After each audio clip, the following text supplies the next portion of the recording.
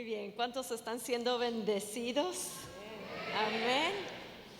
Y bueno, queremos tener una plática con ustedes, entre nosotros, de una manera muy práctica, muy sencilla, hablar de lo que hemos estado escuchando durante este bloque, que es oraciones. Recuerden que estamos viendo perseverando en la doctrina de los apóstoles y ahorita es perseverando en las oraciones.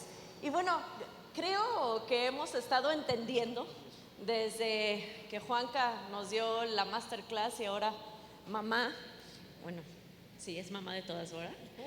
Mamá, una vida de oración. Creo que no es tanto el 1, 2, 3, sino el vivirlo, ¿verdad? Tal cual. Entonces, pero, ¿qué tips, qué ideas podríamos dar para establecer una vida de oración? Algo práctico. A ver, Pastor Armando, ¿qué nos podrías decir al respecto? Muy bien, creo que algo muy importante, que como todo ser humano Dios nos dio la habilidad de ir formando hábitos, disciplinas, y creo que una forma práctica en la que tú y yo podemos vivir esta vida de oración es tener nuestra agenda. ¿Cuántos por acá usan agenda? ¿Les gusta usar la agenda? Sí, yo te invito a que la uses y que en esa agenda lo primero que pongas antes de todas tus juntas, antes de cualquier otro compromiso, sea tu tiempo de oración. Define un tiempo específico, y no solamente un tiempo específico, define un lugar específico, una actividad. A veces pensamos que podemos orar como a lo mejor el apóstol, o el pastor, o mi esposa, pero la realidad es que cada uno de nosotros tenemos una forma distinta de poder comunicarnos con Dios, ¿no? ¿A quién le gusta correr por acá? Bien, hay muchas personas, amigos. Por ejemplo, mi papá le gusta orar y conectar con Dios. Su vida de oración es corriendo, es haciendo ejercicio, es estando en movimiento, pero con su corazón y su mente conectada con Dios. Aparte, también obviamente un tiempo específico para leer la palabra de Dios. A mí, por ejemplo, a mí me gusta estar solo. Yo prefiero la solitud para buscar a Dios. Entonces hay una sola forma de conectar con Dios, que es a través de Jesús por medio del Espíritu Santo. Pero en Jesús y el Espíritu Santo que nos habita hay muchas formas de conectar. ¿Por qué? Porque el Espíritu Santo está en nosotros. Así que sería mi aportación: disciplina, busca tu forma de cómo conectar con Dios. Te puede ayudar la forma de alguien más, pero tú busca la manera en la que tu diseño, como Dios te hizo, puedes conectar con Él en esa vida de oración. ¿Algún otro le gustaría dar un ejemplo de esto? Bueno, yo comparto lo que dice Armando, el pastor Armando.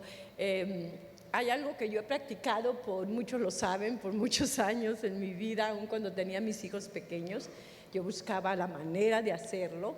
El hecho de que entregarle mis primicias a Dios, independientemente de que Dios me despierte en las madrugadas, porque me despierta con sueños y me da instrucciones específicas por qué orar. Yo entrego las primicias a Dios cada mañana yendo a caminar y conectarme con Él. Me gusta irme al parque entre la naturaleza, ver los árboles, escuchar el cántico de las aves, el fresco de la mañana, y me conecta con mi Creador. Y ahí es una forma de que yo le entrego, yo lo he dicho así, son mis primicias a Dios. Así, le entrego lo primero que hago a Dios, y también pues me ejercito, así que me da muy buenos resultados. Se ejercita físicamente y se ejercita espiritualmente. Y bueno, yo creo que lo que ya hemos estado escuchando también es muy importante. Cada uno de nosotros tiene una comunicación especial con Dios. Aquí lo más importante es que exista comunión. Otra vez, aquí lo más importante es que exista una comunión con Dios, que tú puedas hablar con papá como si hablaras como con tu mejor amigo. Yo creo que, bueno, a diferencia de ustedes, a mí me gusta hacerlo cuando voy manejando. Como me paso una hora en el tráfico, creo que aprovecho muy bien mi día, mi mañana, porque voy manejando y donde yo vivo hay como arbolitos y se ve el sol padre, y vengo y le digo, cada que veo el sol, cada mañana que aparece el sol ahí en el horizonte, yo digo, gracias Dios, nueva es tu misericordia. Hoy me estás dando una oportunidad más de vida, y empiezo a manejar, ¿no? Y llego, no concluyo, no soy así como, ya, amén, adiós, nos vemos. No, pues no, de repente, pues soy médico, luego me pongo a operar, y en medio de la cirugía platico con papá y le digo, Dios, muéstrame qué tengo que hacer aquí. Y yo veo, inmediatamente empieza a haber un cambio en todo el procedimiento quirúrgico, y eso es una vida de oración. Eso es una vida de comunión con Dios. No necesitas estrictamente irte, apartarte. Claro que es importante hacerlo, ¿verdad? Porque así puedes construir a través de hábitos. Pero cuando tú dominas un hábito, cuando tú vas y le entregas tu vida a Dios, tu vida misma es una oración constante. Eso opino. Una última aportación a eso, ¿cómo podemos nosotros poder orar? Principalmente, digo, muchas personas no saben cómo acercarse a hacer su primera oración. Cuando sabes y reconoces a quién estás orando, o sea, el reconocer quién es Dios, tu interior va a conectarse con su espíritu, porque va a reconocer su grandeza, y ahí vas a empezar a conectar con Dios. No importa la hora, no importa el modo, sino donde quiera que tú te encuentres, tú lo vas a poder hacer en tu trabajo, en casa, en la habitación. Y cuando contemplamos y reconocemos su grandeza y su belleza, creo que todo el día y en cada momento es bueno para poder hacer una oración a Dios.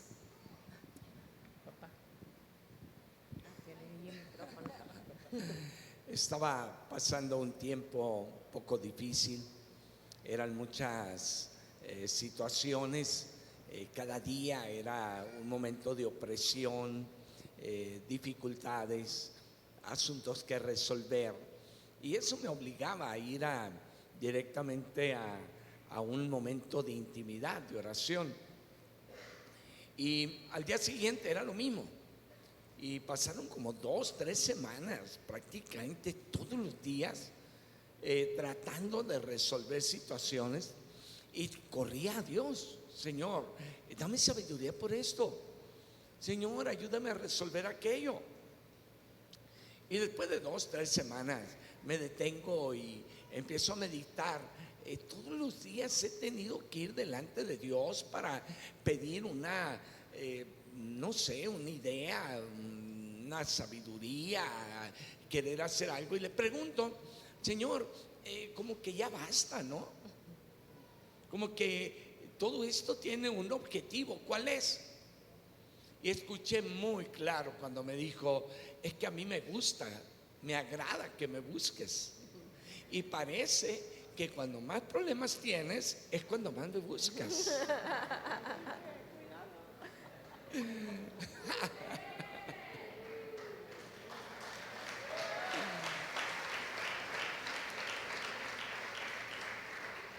Y me di cuenta que a veces Dios mismo permite situaciones para que nosotros nos acerquemos con Él. A Él le agrada el timbre de nuestra voz llegue directamente al cielo.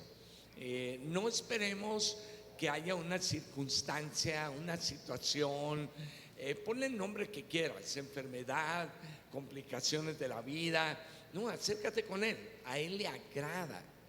Cuando yo veo mi teléfono y veo la llamada de mi esposa, de algunos de mis hijos, y de mis nietos, porque ahora también mis nietos me comunico con ellos, me encanta, me agrada, me inspira a Dios también. Así que no esperes alguna situación problemática, ve con Él, a Él le agrada escuchar tu voz. Entonces podemos resumir que es bueno tener un lugar, un tiempo, apartarlo para formar una disciplina, pero a la vez no encajonarlo en eso, sino que sea constante esa meditación en la palabra. Obviamente tienes que leer la palabra para saber en qué meditar, ¿no? Esa meditación en la palabra.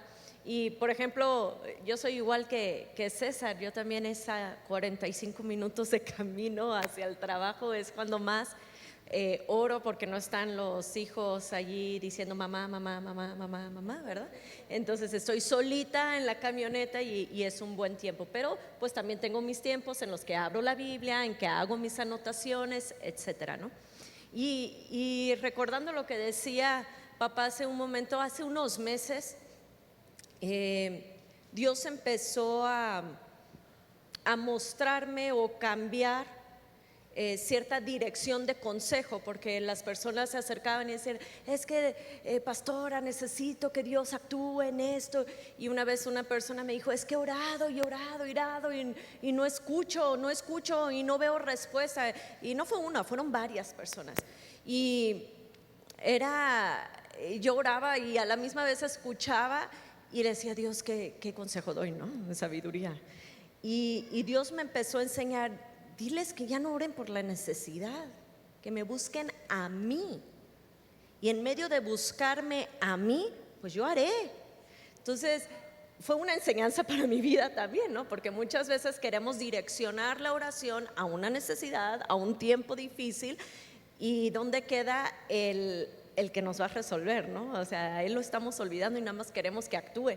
Entonces es enamorarnos de Él, buscarlo a Él, adorarlo a Él. Y Él nos conoce, Él conoce nuestra necesidad, Él actuará aunque no se lo pidas. Amén.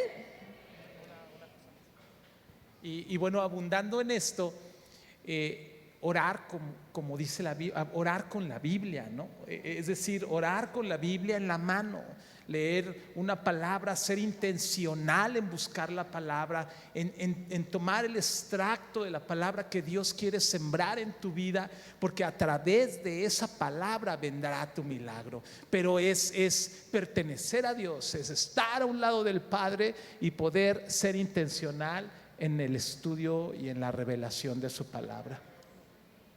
Ahora, puede haber obstáculos, ¿no? Obstáculos en nuestra vida de oración. ¿Cómo qué obstáculos podría haber? Bueno, las mamás enfrentamos mucho. Yo ya crié 4 hijos y ayudo con 8 nietos cuando hay necesidad de ayudar. Así que todavía mando niños a la escuela cuando es necesario, a los entrenamientos. Pero en mis tiempos de mamá que estaba criando, puedo entender que como mamá, a veces también que tenemos una empresa, que trabajamos, que servimos a Dios, que desarrollamos un servicio a Dios, servimos a las personas, pues podemos pensar en qué momento, ¿verdad? ¿Por qué? Porque ahí podemos encontrar varios obstáculos, que puede ser el afán del día a día, el estrés, la ansiedad, la preocupación. También hay obstáculos como la falta de fe, el decir, no, pues ¿para qué oro? Algunos dicen, Dios está tan ocupado que no me va a escuchar. Hay personas que se acercan y me dicen, ore usted por mí porque usted está más cerca de Dios. Dios sí le escucha a usted. Entonces a veces es nuestra propia incredulidad. El ver, a veces puede ser un obstáculo el que pasen los días y no tengamos la respuesta que estamos anhelando, necesitando, esperando. También, como decía en el mensaje, en nuestra propia maldad puede ser un obstáculo. Nuestra propia maldad, nuestro pecado, que nos avergüenza o nos hace sentir culpables y nos aparta, aunque sabemos que Dios también cierra sus oídos. Pero nuestro pecado se llena nuestro corazón de maldad y eso puede ser un obstáculo también para que nosotros podamos tener esos tiempos de oración. Yo te puedo decir, como mamá que crié 4 hijos y hacía 1000 cosas y sigo haciendo 1000 cosas, creo que si tú priorizas algo que me enseñó mi esposo, yo creo que él ni se acuerda cuando recién nos casamos. Él tomó un diplomado cuando trabajaba en Gigante, lo tomó en el ITESO, y me recuerdo que llegaba y me enseñaba todo lo que siempre lo ha acostumbrado a hacer hasta la fecha. Me enseña todo lo que aprende por acá y por allá. Entonces tomaba y él venía y me daba la clase y me enseñó sobre prioridades en aquel tiempo. Te estoy hablando de más de 40 años. Me enseñó sobre prioridades. Así que en ese afán y todo, yo te puedo decir esto: trabaja por prioridades. Tu día planéalo por prioridades, y el primer lugar siempre lo tiene ¿qué? ¿Quieren agregar algo, pastores? Las dijo todas, pero creo que también ahorita actualmente es la tecnología, ¿verdad? Una es la parte muy ocupada y otra es ¿cómo se dice? La distracción, el ocio. Entonces eso te desconecta totalmente. El querer disfrutar de la presencia de Dios, el querer orar, porque ya te cansaste quizá de ver 2 series. A veces las series, ¿verdad?, te la echas en un solo día y quedas así, y pues obviamente no vas a tener tiempo para orar, no vas a tener tiempo para conectarte con Dios. Y todo eso, o sea, es priorizar, como decía el apóstol, prioriza tus tiempos. Dice la Biblia que para todo hay tiempo, y la oración, la misma Biblia nos dice, orad sin cesar, que debe ser constantemente, en todo tiempo, aún estés ocupado en lo que estás haciendo, en tu trabajo, cocinando, arreglando a tus hijos, bañándote, no sé, tu mente, tu espíritu debe de estar totalmente conectado al de Dios, y ahí en esos momentos puedes orar y vas a ver resultados increíbles. Amén, todo muy bien. Creo que ya han aportado bastante con los obstáculos, y solo retomando lo que hemos escuchado el día de hoy con Juanca, con el apóstol, creo que también un obstáculo fuerte es la no conciencia de la falta de celo, que no haya un celo en tu corazón por cultivar una vida de oración. Y retomando lo que el apóstol nos enseñó, me gustó mucho esa definición. La oración es una relación, no son palabras al aire, no es una lista de deseos por cumplir para que Dios te resuelva. Es una vida de relación con Dios. Y dentro también, retomando un poquito de los hábitos que hablábamos, quiero que tú lo puedas ver de esta forma y te lo quiero transmitir así. ¿Qué es lo que te gustaría recibir de Dios cada mañana? ¿Sus bendiciones o su presencia? Su presencia, ¿verdad? Y la Biblia nos enseña que la palabra de Dios nos lava, que la palabra de Dios son besos de parte de Dios para nosotros. Los judíos ven la palabra de Dios como besos de Dios. Entonces, un obstáculo es la falta de celo.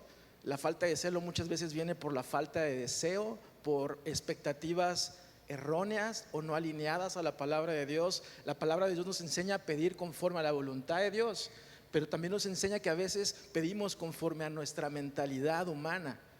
Entonces, creo fuertemente que cuando rendimos nuestra vida a Dios, como nos hablaba el apóstol el día de hoy, ponemos un celo en nuestro corazón para cultivar una vida de relación con Dios por la oración, con la palabra, conscientes de que Dios ya nos dio todo, nos dio a Jesús, y Jesús ya no nos dio todo, nos dio a su Espíritu Santo, y solo necesitamos poner en marcha ese deseo, ese celo para cultivar y vencer todos los obstáculos, porque no es que los obstáculos van a menguar, los obstáculos van a incrementar, la maldad va a incrementar, ¿verdad? También decía Fabio Coelho que si no estás viviendo adversidades en tu vida, probablemente estés viviendo otro evangelio, ¿verdad? Entonces, si cultivas una vida de oración, te aseguro que los problemas se van a incrementar, las adversidades se van a incrementar, pero si tú te perseveras en ese celo, en esa vida, en esos hábitos, en esa devoción pura y sencilla, en ese amor por los besos de la boca de Jesús a través de su palabra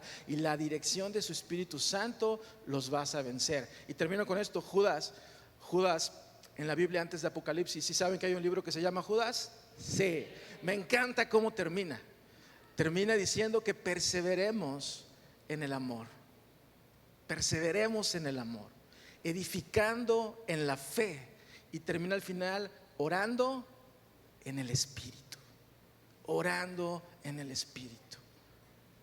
Orando en el Espíritu. Es por eso que no son oraciones conforme a mi mente ni conforme a mi corazón, sino conforme al Espíritu Santo que nos habita. Amén.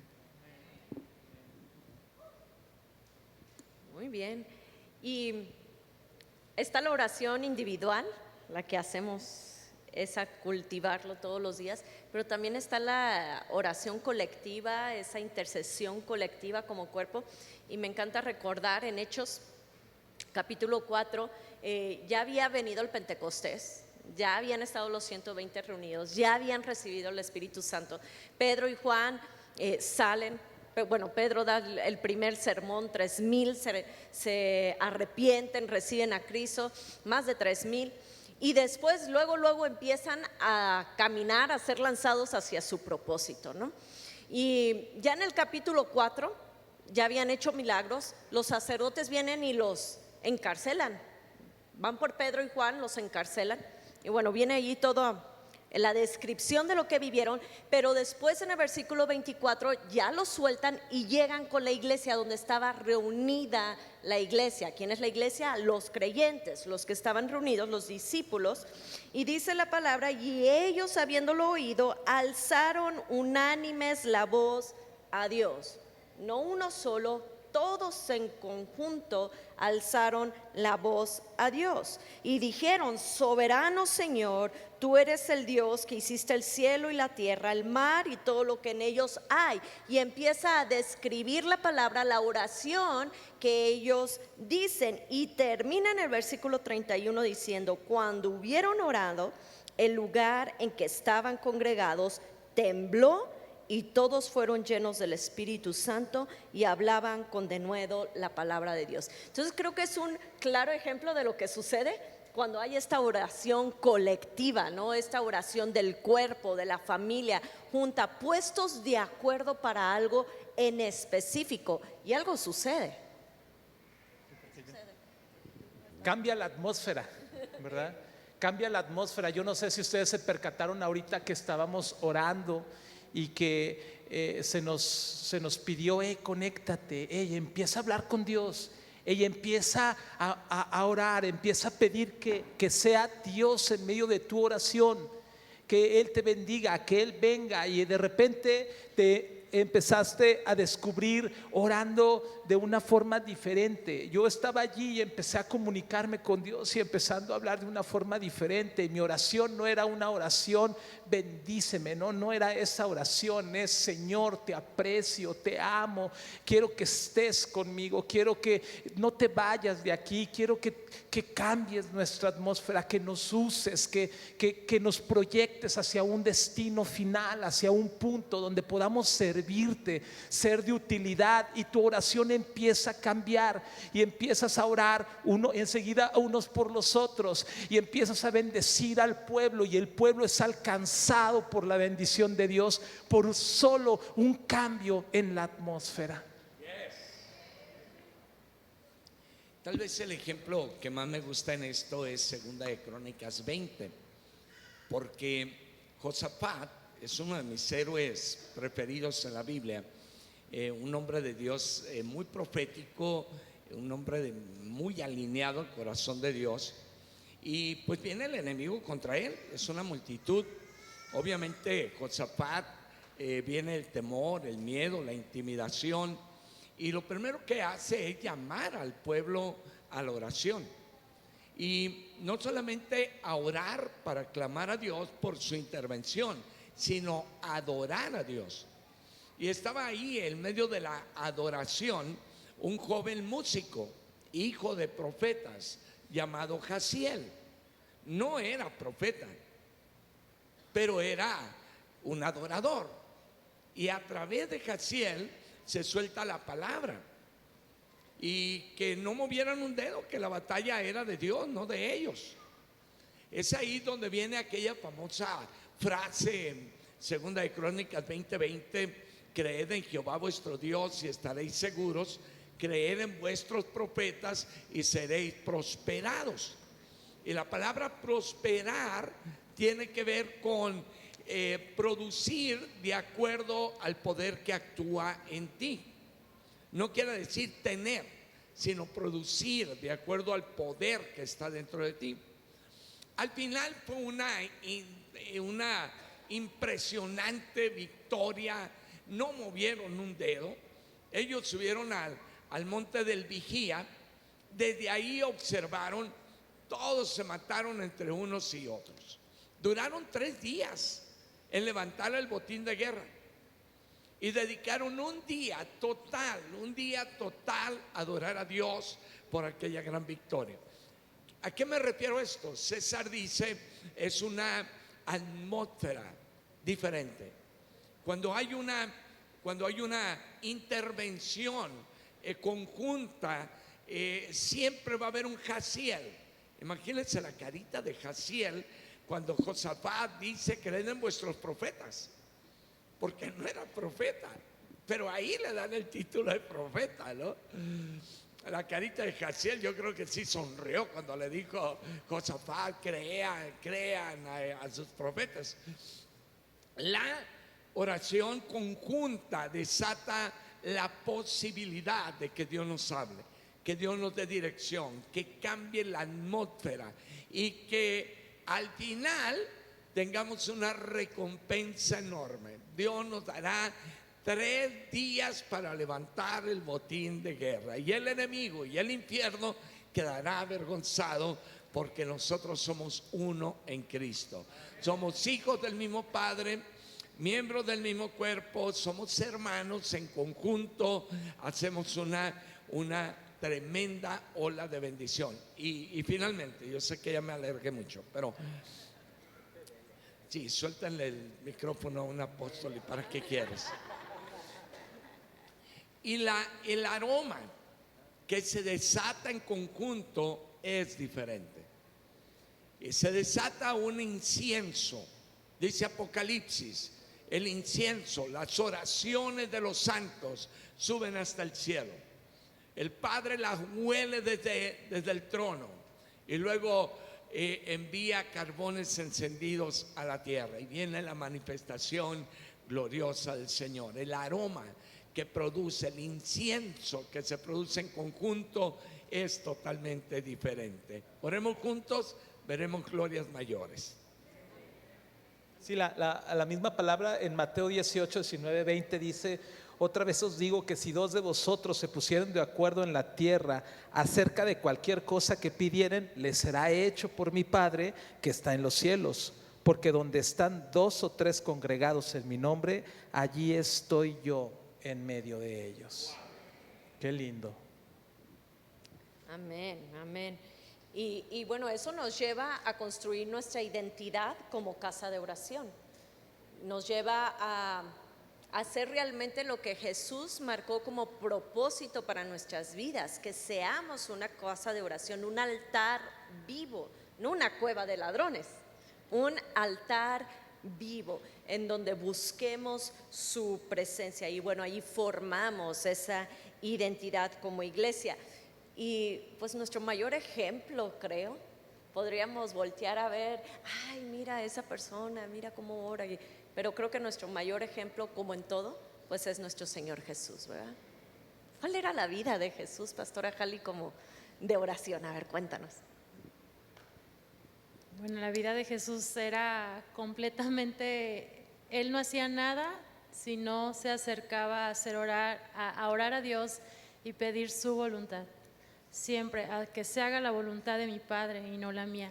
Y esa oración yo la experimenté. Yo la experimenté. Yo sé que no todos saben, pero bueno, ya en diciembre partió mi hermana al cielo, y pedíamos por milagros, pedíamos, suplicábamos, clamábamos, ¿verdad? Hicimos todo tipo de oraciones. Yo sé que hubo grandes personas que oraron a favor de la vida de mi hermana. incluso los apóstoles también lo hicieron.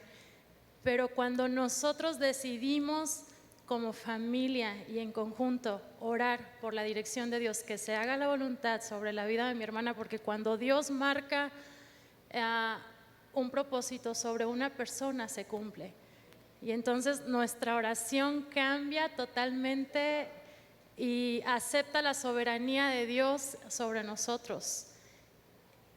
Y así como Jesús oró, ¿verdad? Así oramos, perdón, se me quiebra la voz. Oramos por eso y declaramos que la gloria de Dios se manifestara y la voluntad de Dios se hiciera sobre la vida de ella. Y así se fue, así fue.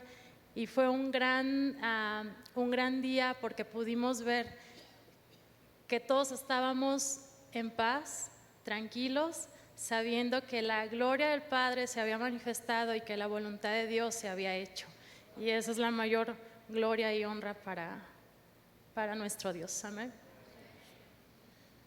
Sin lugar a dudas, el modelo de una vida de oración es Jesús, ¿no? Creo que es el máximo ejemplo por todo lo que vivió, dice Hebreos, por todo lo que sufrió, aprendió obediencia, orando con súplicas, clamor y lágrimas en los ojos, aquel que podía librarlo de la muerte, y aceptó la voluntad del Padre, ¿no? Y me impacta que de todo lo que le pudieron haber preguntado los discípulos, que está escrito en la palabra de Dios, no fue enséñame a liderar, no fue enséñame a tener influencia en multitudes, no fue enséñame a construir X o Y, fue enséñanos a orar. Y algo impactó la vida de los discípulos, algo impactó la vida de Jesús en los discípulos, que ellos sabían que su vida de oración era lo que provocaba todo lo que Jesús hacía. Y eso me impacta muchísimo mi corazón, porque aún en el momento más difícil de Jesús, que dice la palabra de Dios que en el Getsemaní lloraba sangre de sus ojos, lloraba y sudaba, sangre, él permaneció el momento más triste de su historia, de mayor angustia, orando. Y Padre, que no se haga mi voluntad sino la tuya. Regresaba y veía a ver a sus discípulos, y que estaban haciendo, durmiendo, ¿verdad? Estaban dormidos. Dice la palabra de Dios que estaban dormidos por la tristeza. Y a veces la tristeza es un obstáculo más, nos duerme y no nos deja avanzar.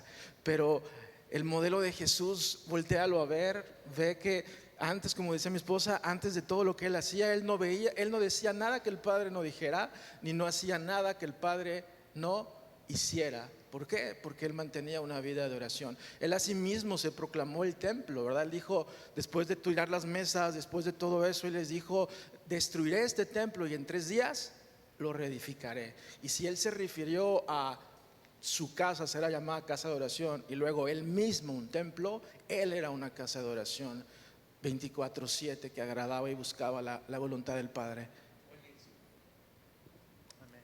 Muy bueno, muy bueno. Y pues para terminar, el movimiento que habrá en los últimos tiempos, dice la palabra que un gran clamor se levantará, un gran clamor se levantará. Y tal vez mucho tiene que ver con el ejemplo que nos daba el apóstol, ¿no? Va a haber persecución, va a haber maldad, va a haber destrucción, pues cómo no vas a gritar y clamar a Dios, ¿no? Pero el mayor clamor y el más hermoso es el que dice en Apocalipsis, ven Señor Jesús. La esposa y el espíritu dicen, ven Señor Jesús. Y ese ven Señor Jesús, ese verdadero Maranata, no es solamente añorar el que venga literalmente en su segunda venida, ¿no? Sino que esté aquí y que esté ahora con nosotros. Ven Señor Jesús es un aquí y un ahora, un en mi vida actual, en mi interior, en mi ser, que corran esos ríos de agua viva, que sea un clamor real de Maranata que surja desde nuestro interior. Amén. ¿Quieren agregar algo a eso? Algo muy simple, viene en tiempos difíciles, el conectarnos con el Señor de una manera permanente es lo que nos va a dar la esperanza, la seguridad, la certeza que que nos sentamos, que tenemos un Dios presente. Y en una ocasión, viajando a un país, iba a una comisión profética muy especial, me dio una palabra, me dijo: quiero que permanezcas conectado conmigo cada segundo.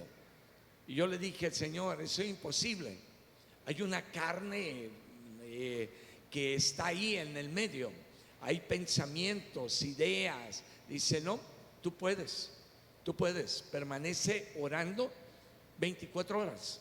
Dije: ¿cómo será eso? Dice: cada segundo quiero que me adores y que te permanezcas conectado conmigo. En los momentos más difíciles, porque fue un viaje muy complicado, muy difícil, estuve conectado el mayor tiempo con su presencia, a través del pensamiento, a través de la oración en silencio. Mi mente estaba conectada. Cuando salí de allá, había una gran victoria, pero una gran experiencia.